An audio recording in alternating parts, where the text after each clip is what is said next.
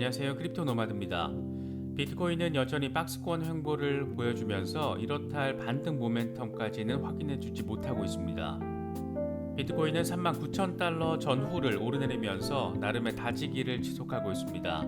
확실한 것을 한 세 가지 정도로 꼽아보자면 우선은 37,500달러 지지는 확실히 받아주고 있다. 4만 달러가 나름의 저항선으로 작용하고 있다. 그래도 저점을 높여가는 모습을 보이고 있다. 이 정도 정리는 가능한 그런 상황입니다. 현재 비트코인이 39,000달러 전후에서 황소와 곰의 기싸움이 이어지고 있는 것은 이번 주 옵션 만기 상황과 연결지어서 바라볼 수도 있습니다. 곰 세력의 입장에서는 어떻게든 금요일 옵션 만기 이전까지 39,000달러 아래로 유지시켜야 하기 때문인데 하락세 분위기가 만연한 가운데 이 비트코인이 약간의 반등만 잘 보여준다라면 의외로 숏 포지션이 줄줄이 청산이 되는 숏 스퀴즈가 발생해서 급격한 상승이 가능할 수도 있다. 그런 분석도 나왔습니다. 시장이 참 복잡하게 돌아가고 있습니다. 요즘 미국 암호화폐 업계에서 이름 들으면 알만한 거물급 인사들이 계속해서 올 여름 강세장과 관련된 부분을 지속적으로 강조하고 있습니다. 이번에는 갤럭시 디지털의 CEO 마이크 노보그라츠가 조만간 비트코인 현물 ETF를 미국 SEC가 승인할 것으로 기대한다 이렇게 밝혔습니다. 이게 그냥 지나가는 소리로 한 게 아니라 나름의 근거가 배경으로 제시됐다는 점에서 특히 더 눈에 띄는 것 같습니다. 베리 실버트가 말한 이번 여름 이 빅썸머 이걸 만들어줄 핵심 소재가 진짜 비트코인 현물 ETF가 될지 여러모로 관심이 쏠리는 부분입니다. 어쩌면 우크라이나 리스크는 이제 조금씩 약화될 가능성, 그러니까 상황이 개선될 가능성 기대해도 좋은 모습 펼쳐지게 되는지도 모르겠습니다. 러시아가 폴란드와 불가리아에 천연가스 공급을 중단한 가운데 유럽 기업 4곳이 러시아 루블화로 가스 대금을 결제한 것으로 나타났습니다. 러시아 입장에서는 나름 얻을 수 있는 건 대체로 얻은 모습이어서 5월에는 푸틴의 미친 짓으로 상징됐던 우크라이나 리스크가 조금은 더 완화 국면으로 접어들 가능성이 제시되고 있습니다. 러시아 상황과 더불어서 자본시장을 가장 힘겹게 만든 금리 리스크 역시 다음 주면 이제 방향이 픽스가 됩니다. 그러니까 5월로 접어들면서 두 가지 글로벌 리스크가 명확성을 보일 수 있는 상황이 펼쳐질 수 있기 때문에 어쩌면 이번 주부터 다음 주 연준의 FOMC 회의 직전까지 지금의 변동성 장세가 이어지는 상황도 염두에 둘 필요가 있어 보입니다. 여러 소식들 잘 참고하시면서 시장 바라보시면 더 좋을 것 같습니다.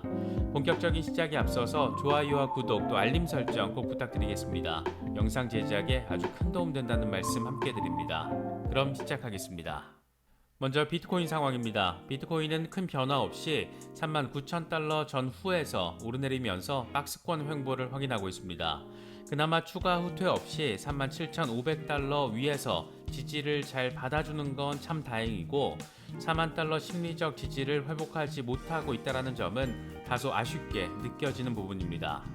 현재 비트코인의 흐름과 관련해서 코인데스크는 37,000달러를 지지라인, 4만 달러에서 43,000달러를 저항 라인으로 제시하면서 비트코인이 상승 모멘텀을 상실하면서 좁은 거래 범위에서 머물고 있다라고 진단했습니다. 그러면서 상승 모멘텀이 4만 달러에서 4만 3천 달러 저항대 주변에서 둔화될 수 있지만 단기적으로 매도 압력이 안정화되고 있는 것으로 보인다라고 분석했습니다. 이어서 매수 세력이 회복 단계를 유지하기 위해서는 4만 달러 이상으로 유지를 해야 한다. 지난 며칠 동안 상승 모멘텀이 약간 손실됐고 이건 비트코인이 돌파 또는 붕괴가 확인될 때까지 좁은 거래 범위에서 머물 가능성이 있다라는 것을 의미한다라고 설명했습니다. 현재 대부분의 기술 지표는 중립적이라고 표현을 했는데 다시 말하면 어디로 튈지 방향성을 아직은 예단하기가 어렵다라는 겁니다. 코인텔레그래프는 현재 39,000달러 위에서의 안정적인 지지가 어려운 상황을 이번 주 옵션 만기와 연결지어서 분석했습니다. 이번 금요일 19억 달러 옵션 만기 전에 곰 세력이 어떻게든 39,000달러 아래로 유지시켜야 이 3억 5천만 달러 규모의 이익을 얻어갈 수 있다는 겁니다. 코인텔레그래프는 4개 구간으로 나눠서 콜풋 옵션 상황을 분석했는데 먼저 37,000달러에서 39,000달러 사이에서는 콜 600개, 풋 9,800개로 곰 세력이 3억 5천만 달러 이익을 기대하는 상황입니다. 3만 9천 달러에서 4만 달러는 콜 1,500개, 풋 8,300개로 역시 곰 세력이 유리. 4만 달러에서 4만 1천 달러는 콜 3,400개, 풋 5,600개로 곰 세력이 9천만 달러 우세 상황. 4만 1,000달러와 4만 2천 달러 사이에서 콜 4,100개, 풋 4,700개로 이 역시 곰 세력이 우세 상황. 이렇습니다. 결국 곰 세력 입장에서는 3억 5천만 달러 이익을 확보하기 위해서 3만 9천 달러 미만으로 가격을 압박해야 하고, 황소 세력 입장에서는 3천만 달러 손실을 줄이기 위해서는 최소 4만 1,000달러 위로 올려야 하는 그런 상황입니다. 코인텔레그래프는 황소 세력이 지난 7일 동안 3억 3천만 달러 롱 포지션 청산을 당했기 때문에 비트코인 가격을 높이는 데 필요한 마진이 적을 수 있다. 이에 따라서 곰 세력은 4월 29일 옵션 만기 때까지 비트코인을 3만 9천 달러 아래로 억제하려고 시도할 것이다. 이렇게 덧붙였습니다. 조금 어려운 상황은 확실히 맞는 것 같습니다. 그런가 하면 파생상품 시장에서 잠재적으로 숏스퀴즈가 발생할 수 있는 가능성이 있다. 이런 분석도 제시가 됐습니다. 비트코인에 대한 약세 베팅이 늘어나는 상황에서 비트코인 가격이 반등 기미를 보일 경우에 공매도 세력과 약세론자들이 서둘러 약세 포지션을 정리하게 되면 숏스퀴즈가 발생할 수 있다는 겁니다. 이와 관련해서 코인데스크는 아케인 리서치의 데이터를 인용하면서 비트코인 무기한 선물 시장의 미결제 약정이 이번 주 초에 25만 6,752 BTC로 증가했다라면서 이건 1월 4일에 26만 BTC에 이어서 최근 1년 사이 두 번째로 높은 수준이라고 분석했습니다. 코인데스크는 현재 미결제 약정 대부분은 숏포지션이다. 시장이 약세 분위기로 기울어져 있다는 것은 선물 프리미엄 하락을 통해서도 입증이 된다. 3개월 선물 프리미엄은 최근 시카고 상품거래소에서 1.1%로 바이낸스에서는 2%로 하락했다. 만약 비트코인 가격이 상승세로 돌아설 경우에 약세 포지션을 보유하는 트레이더들의 비용 부담이 커지면서 약세 베팅 처분으로 이어질 수 있다라고 설명했습니다. 아케인 리서치는 이와 관련해서 분위기와 펀딩 금리, 선물 프리미엄은 숏 포지션이 가장 확신에 찬 베팅이라는 것을 시사한다. 이 때문에 숏 스퀴즈가 테이블 위에 올려지는 것이 가능할 수 있다라고 덧붙였습니다. 하락세 분위기가 우세한 상황에서 비트코인이 반등 상황을 보여주면 숏 포지션 완전 다 청산되면서 급격한 가격 상승 이뤄질 수 있다. 이런 기대감이 지금 깔려 있는 설명입니다. 제발 좀 이렇게 되면 좋겠습니다. 현재 상황에서 시장의 호재성으로 기대되는 포인트는 일단 두 가지 정도가 있습니다. 먼저 그동안 지정학적 리스크로 작용하면서 자본시장의 악재로 역할을 해왔던 우크라이나 리스크가 어쩌면 5월로 접어들면서 분위기가 바뀔 수도 있다는 기대감이 스멀스멀 피어오르고 있습니다. 무엇보다 러시아가 폴란드와 불가리아에 천연가스 공급을 중단한 상황에서 유럽 기업 4곳이 러시아 루블화로 가스프롬 대금을 결제한 것으로 나타나는 점이 눈에 띕니다. 특히 최소 10곳 넘는 유럽 기업이 러시아 루블화 결제 요구에 맞추기 위해서 가스프롬 은행 계좌를 튼 것으로 전해졌는데, 러시아 입장에서는 나름 에너지를 볼모로 삼는 전략이 어느 정도 성공했다, 이렇게 자평할 수 있는 그런 부분입니다. 특히 최근 우크라이나 전쟁 과정에서 우크라의 이 해안 지역을 대부분 점령하면서 사실상 우크라이나의 수출 항구 지역을 봉쇄한 상황인데, 러시아 입장에서는 우크라이나를 옥죄면서 이 유럽의 에너지 볼모 전략까지 나름의 성과를 얻고 있는 것으로 바라볼 수가 있습니다. 엄청난 전쟁 군비가 부담이 되는 상황에서 전쟁을 그만둘 그들만의 실질적인 명분 만들기가 어느 정도 수준까지는 가능해졌다는 점에서 전쟁 리스크 역시 서서히 완화 국면으로 접어들 가능성에 대한 분석도 잇따르고 있습니다. 또 하나의 글로벌 리스크, 미국의 금리 인상 이슈 역시 5월로 접어들면서 불확실성이 사라지고 명확성이 자리하게 됩니다. 0.5%포인트 금리 인상이 예상되는 연준의 5월 FOMC 회의가 현지 시간으로 5월 3일부터 이틀 동안 진행이 됩니다.